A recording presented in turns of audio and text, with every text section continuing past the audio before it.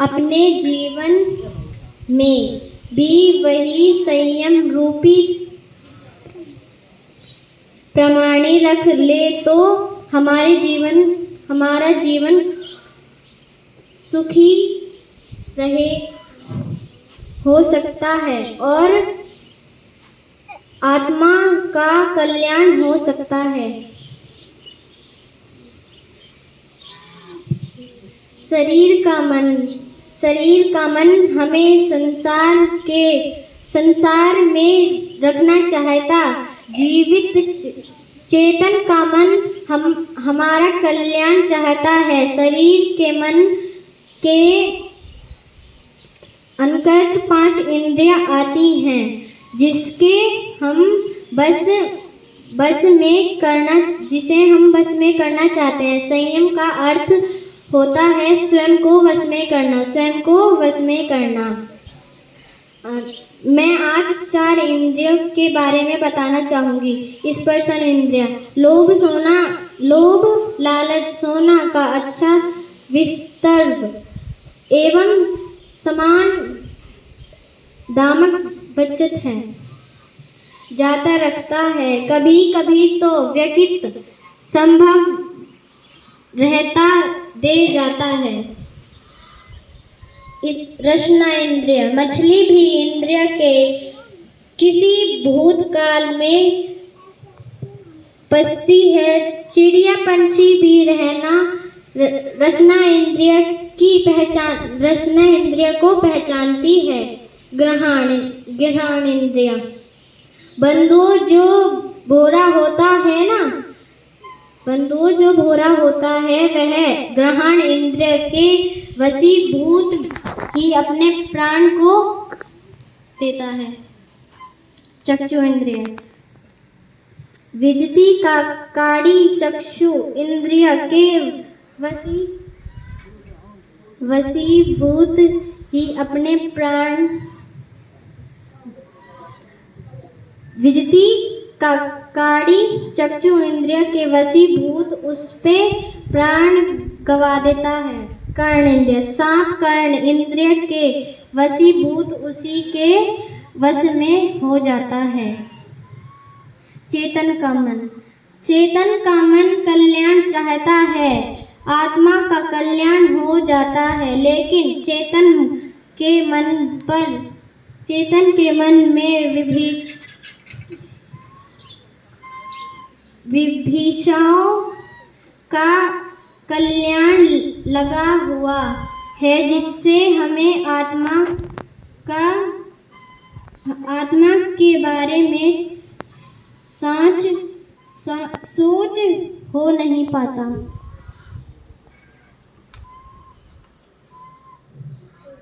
महावीर स्वामी की मैं अपनी वाणी को यहीं विराम देती हूँ।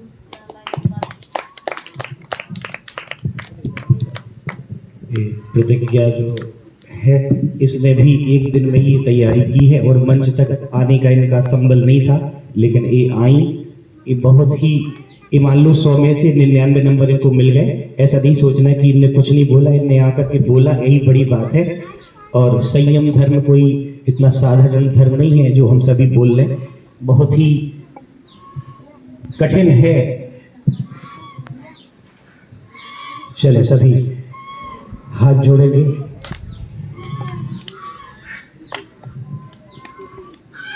सभी बच्चों को मैंने अभी एक मुद्रा सिखलाई थी। मुद्रा का नाम याद है? ज्ञान मुद्रा। क्या बोला था? अर्ध पद्मासन में। कौन से आसन में? अर्ध पद्मासन में ही क्यों? पद्मासन में भी बना सकते हैं। हाँ बना सकते हैं लेकिन जब प्रैक्टिस हो जाए तब। अर्ध पद्मासन में ही रहता है कि रीढ़ बिल्कुल खुल जाती है। आप 1 घंटे बैठ सकते हो, 2 घंटे भी बैठ सकते हो। सिर्फ शर्त यह है कि रीढ़ थोड़ी सी भी झुकी, आप थक जाएंगे। जो बड़े बड़े रामचरितमानस आदि जो गान करते हैं, पाठ करते हैं, उसमें इसी अर्ध पद्मासन में बैठ करके 2-2 घंटे निकाल देते हैं। आइए मंगलाचरण करेंगे। ओम नमः सिद्धेभ्यः। नमो अरिहंताणं। नमो सिद्धाणं। नमो आयर्याणं नमो वज्रायाणं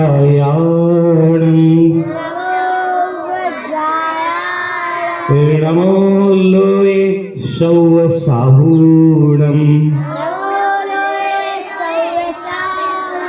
अल्पश्रुतं श्रुतवतां परिहासधामे त्वद्भक्तिरेव मुखरी कुरुते बलान् मां यत्कोकिलः किलमधौ मधुरं विरौति तच्चाम्रचारुकलिका निकरैक हेतु। विश्ववंदनीय त्रिकालवर्ती पंच परमेष्ठी भगवान की, सुरपुरा के बड़े बाबा मूल नायक बुद्धि नायक श्री शांतिनाथ स्वामी की, चिंतामणि श्री पार्श्व प्रभु स्वामी की, वर्तमान शासन नायक श्री महावीर स्वामी की, श्री नैमिनाथ भगवान की, उत्तम संयम धर्म की प्यारी प्यारी भव्य आत्माओं, पर्युषण पर्व की श्रृंखला में सभी बच्चे ठीक से बैठे हैं ना? अभी वो बात नहीं आई जो थोड़ी देर पहले बिठलाया था आप सभी को। राधा भी सुने हमारी बात को। उसी मुद्रा में बैठेंगे तो बढ़िया रहेगा। उत्तम संयम के मायने हैं कंट्रोल। अंग्रेजी में एक शब्द आता है कंट्रोल। उत्तम संयम का अर्थ क्या है बच्चों? अंग्रेजी में क्या कहते हैं संयम को? कंट्रोल। एक गाड़ी होती है ना, उसमें ब्रेक नहीं हो तो फिर गाड़ी का क्या होता है? एक्सीडेंट। समझ आ रहा है? एक्सीडेंट हो जाता है। अगर ब्रेक हो तो फिर गाड़ी कहीं भी कंट्रोल की जा सकती है। ऐसे ही हमारा जीवन है। क्या है? हमारा जीवन है। हमारा जीवन कैसा है? अनुशासित है या अनुशासित नहीं है? कैसे है? ऐसा अनुशासित कि जमीन पर बैठे हैं तो तितली उकर दी, वहीं पे गुड्डा गुड़िया बना दिए, वहीं पे गड्ढा कर दिया, ये वाला अनुशासन। बैठने का भी अनुशासन भी सीखना चाहिए। संयम के मायने हैं जीवन को इतना बैलेंस्ड करना कि जब भी क्रोध, मान, माया और लोभ चारों कषाएं हमें घेर, तब हम उनमें भी अपने आत्मा के जो गुण हैं, क्षमा, मार्जव, आर्जव, शौच, और अभी कल के दिन ही निकला है सत्य। क्या निकला है? जब चार कषाएं हट जाएंगी तो क्या आता है मन में? पवित्र भाव। क्या आता है? पवित्र भाव। और पवित्र भाव आने से क्या आता है? जीवन में सच्चाई का सामना होता है। क्या होता है? सच्चाई क्या है? किसी ने किसी को कुछ देखा, वैसा का वैसा कह देना सच है क्या? ये व्यवहार से सच है, लेकिन जीवन में सच कैसे आएगा? करुणा, दया अगर आ गई जीवन में तो समझ लेना सच आ गया। सच्चाई को ऐसे समझेंगे जैसे कि चार युवक जो कि एक पिता के पुत्र थे, वो बाहर विदेश जाते हैं। कहते हैं बेटा 2 साल के लिए कुछ पढ़ाई शेष रहती है तो पूर्ण करके आते हैं। चारों लोग चारों तरह जाते हैं, कोई किसी दिशा में, कोई किसी दिशा में, कोई किसी दिशा में। अब क्या होता है कि जैसे 2 वर्ष बीतते हैं, उस 2 वर्ष बीतने के बाद जैसे ही घर पे आते हैं तो बड़े पुत्र से पिताजी कहते हैं बेटा तूने क्या सीखा वहां पर? वो कहता है मैं तो बड़ा कोर्स करके आया हूं इंजीनियरिंग का, और अब बड़ी नौकरी लगेगी, बड़ा पैकेज आएगा, 2-2, 5-5 लाख का आएगा स्टार्टिंग में। बोले वाह ठीक है। आई गई बात हो गई, दूसरे से पूछा कि तुमने क्या सीखा?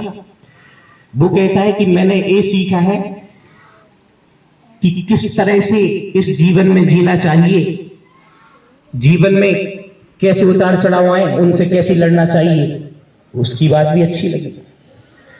और तीसरे से जब पूछा कि भाई क्या सीखा तुमने, बोले मैंने ऐसी टेक्निक सीखी है कि मैं कम पैसे में बड़ा व्यापार कर सकूं।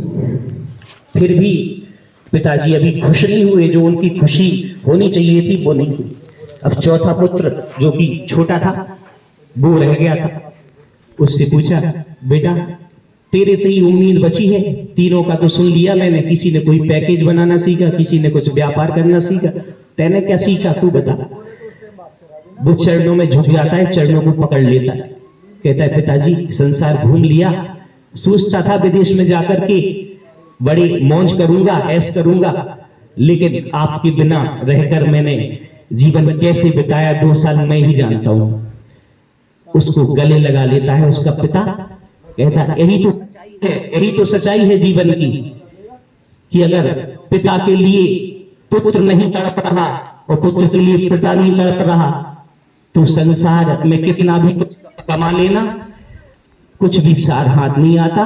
वो दया, वो करुणा, जो भाव सीखा उसने सत्संगति में रह के, वो सच्चाई है जीवन की। उस सच्चाई को हम कैसे ढकें कि वो सच्चाई बनी रहे, आगे हमारी कसायों का जो झोंका आए वो उसको बुझा ना दे। तो भी प्रतिज्ञा बहन ने जो कहा कि चिमनी का जो जैसे लालटेन जलाते हैं तो उस पर कांच रख दो, ताकि संयम रूपी चिमनी का जो कांच रख दो, ताकि जो कसायों की हवा आए, तूफान आए तो बुझे ना। उनके कहने का तात्पर्य था। कठिन विषय है, इस कारण से थोड़ा सा समझ में नहीं आया होगा, लेकिन बहुत अच्छे तरीके से हमारे गुरुजी ने तैयार कराया और यहाँ आकर के बोला, बहुत बड़ी बात है। आज उत्तम संयम धर्म का दिन है। मुनि श्री क्षमा सागर जी महाराज की कुछ पंक्तियां कहते हैं, अभी तो हमें और धीरे चलना है, चलने की आवाज आती है। क्या कहा बच्चों? अभी तो हमें और धीरे चलना है, चलने की आवाज आती है। जीवन में यही अनुशासन नहीं है, कैसे चलना, कैसे बैठना, कैसे खाना, कैसे उठना। जब कोई हमें सिखाए तभी हम सीखेंगे। ध्यान रखना, दूसरे का रखा हुआ अंकुश पतन को ले जाता है। कहां ले जाता है? पतन को ले जाता है। और स्वयं के ऊपर जो ग्रहण किया गया व्रत है वो हमें उत्थान की ओर ले जाता है। कहां ले जाता है? उत्थान की ओर। उत्थान मतलब तरक्की कराता है, पतन मतलब हमारी जो भी तरक्की है वो भी चौपट कर देता है। जीवन का विकास अगर करना है तो हमें उस अनुशासन को धारण करना पड़ेगा। उसी अनुशासन का नाम संयम है। एक तो बाहर का अनुशासन होता है, कोई बच्चा किसी की टी शर्ट पर कुछ पेन से उकेर रहा है, कोई किसी की वो टाट फट्टी की वो फॉर्म से खींच रहा है। हाँ, ऐसा मत समझना कि मुझे पता नहीं रहता। भले मैं किसी को नहीं देखता हूं, लेकिन जब देखता हूं तो देख लेता हूं। हाँ, गुरुजी की क्लास है, ड्यूटी तो करेंगे गुरुजी। घर पे तुम अपने रहो, तुम्हें कौन देखने आ रहा, और हम अपने घर पे हैं तो हमें कौन देखने आ रहा। जब तक हमारी ड्यूटी हम तो पूर्ण करेंगे साहब। तो अब ऐसा लग रहा होगा कि गुरुजी आपको भी संयम रखना गुरुजी आपको भी संयम रखना चाहिए, आज तो संयम का दिन है। हाँ, सही बात है, रखना चाहिए, लेकिन क्या हम अपना ही कल्याण करेंगे? अगर संयम हम रख लेंगे तो हमें भी तो बताना पड़ेगा, तब तो आप लोगों के जीवन में संयम आएगा। विवेक अगर हमारे अंदर आ गया तो समझ लेना कि हमारा आज का दिन सार्थक हो गया। पांचों इंद्रियों के वशीभूत होकर के सभी को पता है कि कैसी कैसी स्थितियां बनती हैं। आसक्त होकर के ये जीव स्पर्शन इंद्रिय, 5 इंद्रियों की कितनी? स्पर्शन इंद्रिय के वशीभूत होकर के पता है कि हाथी कैसे आसक्त हो जाता है हथनी में, जो कि स्वयं बंधन को प्राप्त हो जाता है। सिर्फ एक स्पर्शन इंद्रिय। कौन सी इंद्रिय? एक, सिर्फ स्पर्शन इंद्रिय। अब दूसरी इंद्रिय कौन सी है? रसना। रसना इंद्रिय के वशीभूत होकर के मछली थोड़ा सा आटा डाल दो नदी में, कांटे में फंस जाती है, सिर्फ रसना इंद्रिय के वशीभूत होकर के। सभी को पता है, अभी किसी से पूछो व्याख्यान कर देंगे साहब, लेकिन जीवन में कैसे आए उसकी चर्चा चल रही है। तीसरी इंद्रिय कौन सी है बच्चों? घ्राण इंद्रिय के वशीभूत होकर के वह भौरा, क्या भौरा क्या करता है, कमल की पंखुड़ी में बैठ जाता है, उसको बड़ी खुशबू आती है, और जब कमल की पंखुड़ी जैसे ही बंद होती है वो उसी में प्राणांत हो जाता है, मौत की घाट उतर जाता है, सिर्फ घ्राण इंद्रिय के वशीभूत होकर। चौथी इंद्रिय कौन सी है? चक्षु। चक्षु इंद्रिय क्या होती है? आंख। इस आंख इंद्रिय सिर्फ चक्षु इंद्रिय के वशीभूत होकर के पतंगा, देखें लाइट आदित्य की कीड़े, जब बारिश होती है ना कितने कीड़े आ जाते, बड़ी बड़ी पंखुड़ी, वो प्राणांत। सुबह देखो आप, बिल्कुल जब लाइट सूर आ जाता है, पूरे कितनी जीव राशि मरी पड़ी होती है। संयम क्या चीज है? कैसे उठना, कैसे चलना, कैसे बैठना। तो आचार्य भगवान क्या कहते हैं? सावधानी पूर्वक उठना, सावधानी पूर्वक बैठना, सावधानी पूर्वक खाना, सावधानी पूर्वक सोना। जितनी भी क्रियाएं करो सावधानी पूर्वक करना। क्रियाएं तो करनी पड़ेगी। क्या खा रहे हैं, क्या नहीं खा रहे हैं, कहां देखना है, कहां नहीं देखना है, कैसे बैठना है, यही तो अनुशासन है। इसी का नाम तो उत्तम संयम है। उत्तम तो बड़ी श्रेष्ठ चीज है जो मुनियों के जीवन में होती है। जब मुनि महाराज बिल्कुल जमीन को देख करके चलते हैं तो लोग मालूम क्या कहते हैं? देखो महाराज जी कितने सुंदर तरीके से चल रहे हैं, बिल्कुल एक एक चींटी को देखकर। वो हम लोगों को दिखाने के लिए नहीं चलते, वो उनको गुण मिला है कि जब मुनि बन गए तो 4 कदम भूमि को देख करके चलना। ईरिया समिति बतलाया उसको कि कोई जीव ना आ जाए। एक विशुद्धमती माता जी हुई है, बहुत बड़ी महान आत्मा, उनके जीवन की घटना है। वो चल रही थी, उनको कांटा चुभ जाता है रास्ते में। क्या? कांटा, कांटा कह लो या कांच चुभ जाता है। तब उनसे वेदना होती है, बड़ा कष्ट होता है। अब उनकी बात, वो गुरुजी से काफी दूर थी उस समय, उनका चातुर्मास चल रहा था, तो उनके जो श्रावक वगैरह थे उनने संदेशा भिजवाया कि माता जी को ऐसी ऐसी कांच की वेदना हो गई है, आप कुछ बताएं कि उनके लिए अभी वो उपवास भी कर रही हैं 2-2 दिन छोड़ करके, और उनसे बोलें कि उपवास ना करें, थोड़ा सा अपना शरीर का भी ख्याल रखें, स्वास्थ्य का। तब उनने कहा अभी तो 2 उपवास करती हैं, अब 3 करें। क्या करें? 3। जो आसपास लोग खड़े थे बोले कैसे निर्दयी महाराज जी हैं, इनको कष्ट हो रहा है, अभी 2 उपवास ले रही है, तीसरा दे दिया। मैं तो सोच रहा था उपवास अभी 2 ले रही थी, बिल्कुल कह देंगी अब तो खाना ले लेना। तब उन्होंने पूछा विनम्र निवेदन करके कि भगवान आपने ऐसा क्यों कहा? बोले जब मैंने उनको व्रत दिए थे, संयम दिया था, दीक्षा दी थी, तब मैंने कहा था 4 कदम देख करके चलना। वो कांटा या वो कांच क्यों चुभा? क्योंकि वो संयम से देख करके नहीं चल रही थी। उनकी दृष्टि कहीं बात गप्परबाजी में लग गई होगी, कोई और बात कर रही होंगी, उनके साथ में दीदी उनसे बात कर रही होंगी, या हो सकता है कहीं और कुछ सोच रही होंगी। अगर वो 4 कदम देख के चलती तो वो कांच नहीं लगता। हो सकता था उसी कांच के नीचे कोई पंचेंद्रिय जीव होता, मेंढक होता, बारिश का समय कुछ भी कोई हो सकता है, मर जाता। फिर काय का नियम, काय का दीक्षा, इतनी बड़ी सावधानी, ध्यान रखना, ये कहलाता है संयम। संयम कोई ऐसी चीज नहीं है। तो 5 इंद्रिय में एक एक इंद्रिय के जीव कैसे मरते हैं, और जो पंच इंद्रिय जीव रहता है वो कैसे मरता है, उसके लिए एक घटना आती है। एक माली, ध्यान से सुनना, 5 क्वेश्चन पूछूंगा। एक माली रोज सेज सजाता था। क्या करता था? सेज होती है वो फूलों की, जो राजा की एक सेज सजाता था जिसपे सोते थे वो। अब क्या हुआ कि जैसे ही वो रोज की भांति आज भी सजा रहा था, और राजा कहीं किसी कारण से बाहर चला गया, उनको लगा कि ये तो रोज सोते हैं। क्या लगा? ये तो रोज सोते हैं, आज हम सो करके देखें क्या आनंद आता है। और सबको पता है घटना कि सो जाते हैं तो नींद लग जाती है। क्या हो जाता है? नींद लग जाती है।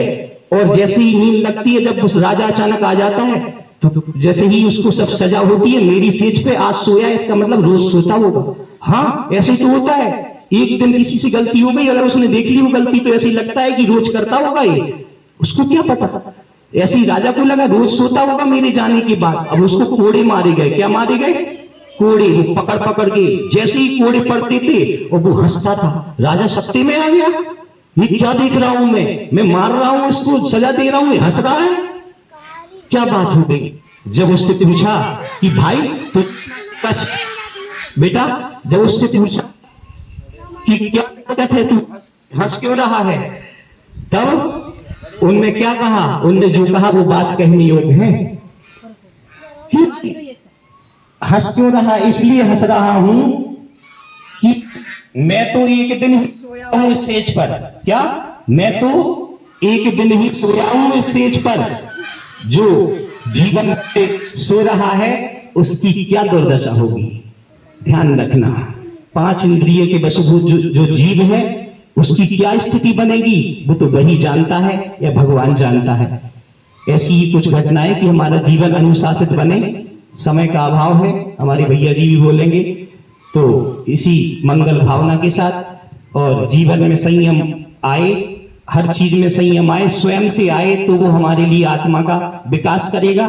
नहीं तो दूसरे के ऊपर थोपा गया संयम, कभी कभी लगता होगा ये गुरुजी बहुत डांटते हैं, हमें क्या पड़ी साहब डांटने की। हमारा सिर्फ भाव ही रहता है कि आज ये गलती ना हो जो मैंने देखी है जीवन में। आचार्य श्री कहते हैं कि जब भी कोई सभा चल रही हो, जब भी कोई मंदिर में हो, तो ये मुद्दे वगैरह होते ना, आजकल आ गए घुटनों में दर्द होता है। तो वो घुटनों में दर्द क्यों होता है? इसीलिए होता है क्योंकि मंदिर आदि में भगवान के सामने कभी घुटने नहीं दिखाना चाहिए। क्या नहीं दिखाना चाहिए? घुटने। लोग कहते हैं हम इस ब्रेंच पे बैठ जाए, बैठो साहब, और एक और लगवा दे रहा हूं, मुझे क्या दिक्कत है। मैं तो इसलिए कहता हूं कल के दिन तुम्हारे घुटने दर्द ना होने लगे, इस भावना की लेकर के कहता हूं, कोई दिक्कत नहीं, बैठे। और पालथी मार के बैठ जाया करो उस पे तो थोड़ा अच्छा लगेगा। पैर ऐसे लटका के बैठते हैं हम सभी, हम किसी के लिए नहीं कह रहे, सभी के लिए ये जानकारी। संयम का जीवन आए, स्वयं इसको अनुशासित करेंगे तो वो ज्यादा चलेगा। मैं कहूंगा तो लगेगा ये तो लेक्चरबाजी है। लेक्चरबाजी कोई नहीं है साहब, ना किसी को कोई थोपा जा रहा है ना कुछ, सिर्फ एक बात वाली बात बतलाई जा रही है। आज संयम का दिवस है, इस कारण को इसको उपदेश के रूप में स्वीकार करें तो हमारा जीवन मंगलमय होगा। ऐसी मंगल कामना। बोलिए श्री उत्तम संयम धर्म की जय।